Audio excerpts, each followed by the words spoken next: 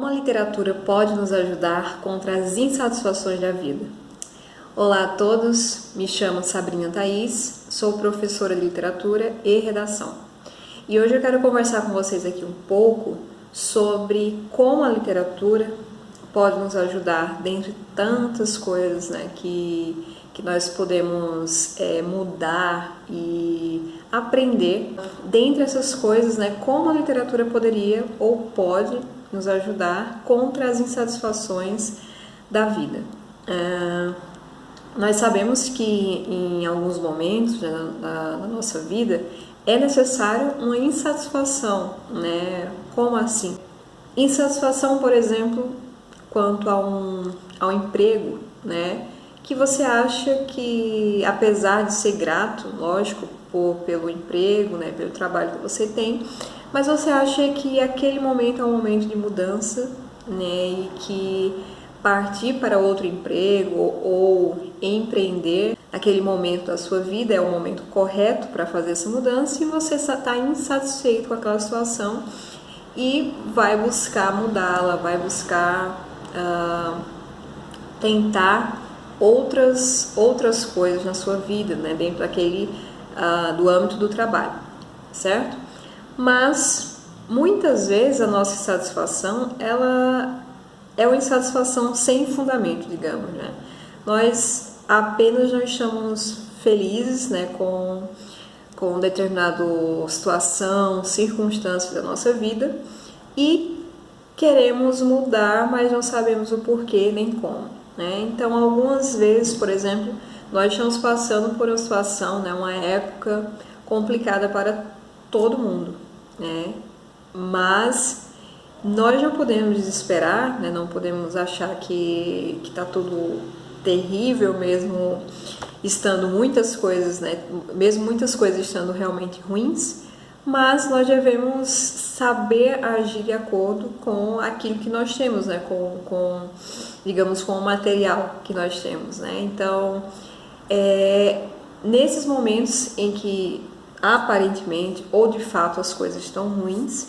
nós devemos saber que com o trabalho, com paciência, as coisas vão mudar, vão melhorar e que muitas vezes essa ânsia de querer mudar as coisas ou de não estar satisfeito com aquela situação pode trazer uma coisa pior, Então é sobre isso que a gente vai falar hoje, tá? Sobre esse tipo de insatisfação no momento errado, de uma forma errada, e não aquela insatisfação que é justa, que nós devemos também ter em alguns momentos da nossa vida, certo? Então, eu trouxe aqui para vocês hoje um conto do Machado de Assis, desse livro aqui, Histórias Sem Data. Esse conto chama-se O Último Capítulo, Eu não vou falar do conto, do enredo em si, mas vou aproveitar uma citação das muitas que Machado de Assis faz nos seus escritos, nos seus contos e livros e etc. Machado de Assis é aquele escritor que muitas vezes os alunos ou os leitores em geral, reclamam porque não conseguem entendê-lo. Machado de Assis é muito chato. Eu leio e não entendo nada, Mas a verdade é que Machado de Assis, ele faz muita referência. Então, é lógico que se você não tem ainda essa experiência literária, se você não tem isso, é claro que você não vai gostar, você não vai entender nada, porque você não conhece as referências que você não leu, você ainda não chegou nesse momento, de conhecer, e você não entende o texto porque não entende as referências, Então, não é que Machado de Assis seja ruim, acho assim, que qualquer pessoa que tem um pouco de experiência literária vai concordar comigo, mas a depender do momento, Machado de Assis realmente vai ser complicado, mas isso não quer dizer que você não deva lê-lo, O que é que eu recomendo? Qualquer pessoa que saiba ler, ali, que tem uma certa idade, a partir dos, 12 anos, digamos, então, acho que é uma idade boa, consegue ler Machado de Assis com apoio, Então, se você está lá, aparece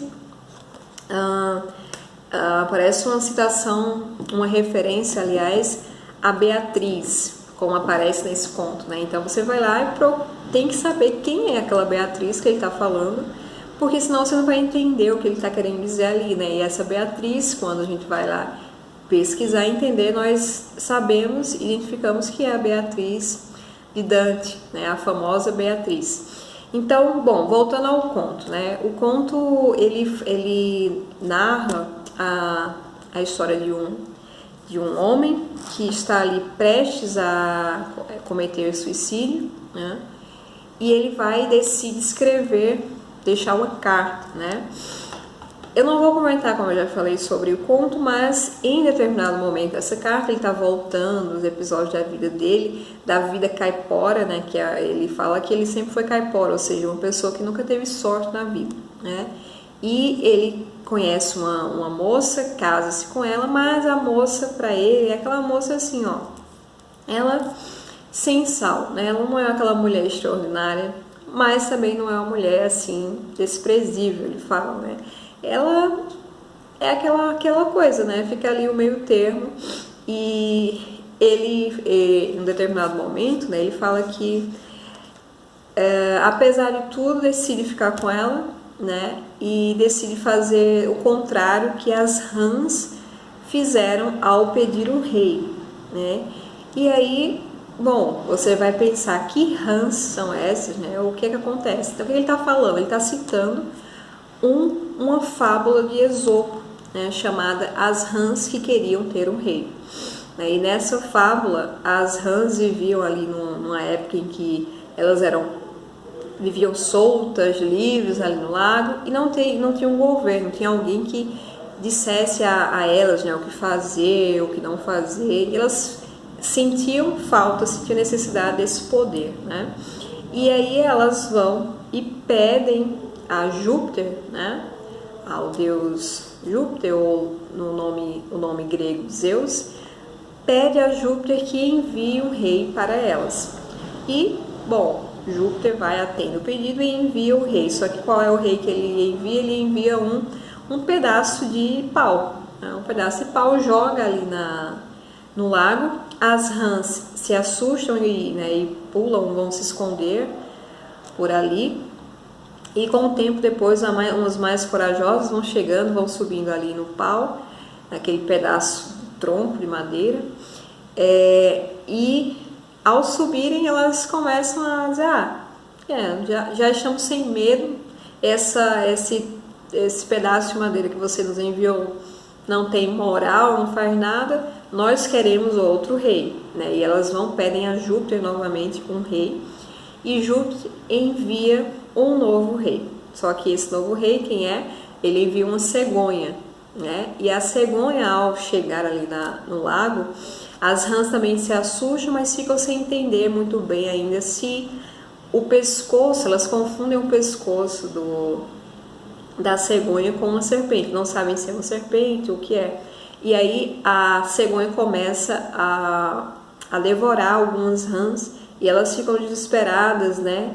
E pedem ajuda a Júpiter, né? E Júpiter fala o seguinte, se não estão contentes quando as coisas correm bem, tem de ter paciência quando as coisas correm mal, né? E aí a moral da história: satisfaz-te com a tua situação atual, mesmo que seja má, porque uma mudança pode piorar as coisas ainda mais, né? Então vejam, lá no conto ele fala, do contrário das rãs, eu vou ficar com esse toco aqui, né, com essa esposa mesmo, porque vai que eu peça outro, eu quero outro e venha uma coisa pior, né? Então Machado de Assis usa essa fábula para fazer essa referência no seu conto, né? Então, o que é que eu queria comentar com vocês? Como é que a literatura pode nos ajudar, né, a perceber quando nossa insatisfação ela não é uma insatisfação assim justa, né? Bom, como fazer isso, né? Neste caso aqui, tanto da fábula quanto do conto, né, nos ajuda a entender o seguinte, pessoal: há situações na nossa vida em que realmente nós estamos passando por algo ruim, por algo complicado, né?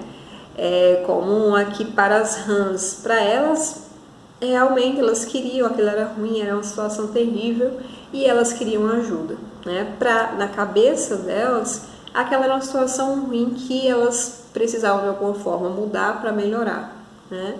E fizeram isso, mas recebendo o que foi solicitado, né, o rei, elas ainda assim não ficaram satisfeitas, pediram outro, e aí esse outro veio bem pior, trazendo a situação aí de morte para algumas rãs, né? Então, na nossa vida também há situações assim, né, em que nós estamos vivendo algo ruim, mas nós devemos não nos conformar com aquele momento ruim, mas devemos perceber o que é que nesse momento aqui tem a me ensinar, né? O que é que esse momento exige de mim, né? Talvez vai trazer um amadurecimento, né? Um crescimento pessoal.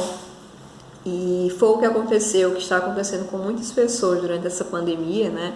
As pessoas tiveram mais tempo em casa, puderam refletir mais e isso gerou ali um momento de mudança, né, em vários sentidos para muitas pessoas, né, mudanças no trabalho, na vida pessoal e por aí vai, né? Então, as circunstâncias, as nossas circunstâncias, elas muitas vezes não podem ser mudadas, mas nós podemos aprender com elas e mudar nós mesmos, né? Assim, mudar a partir do que é nos dado, né? E não querer mudar a situação e viver em outra época, em outra cidade, em outro país, né? Lá nessa outra cidade, nesse outro país, também existirão outros problemas e se você não consegue aprender com o momento, com a situação, vai ser o mesmo, né? Em outra situação, em outro momento, né? Então, vendo esses episódios da literatura, a gente consegue enxergar isso melhor, né?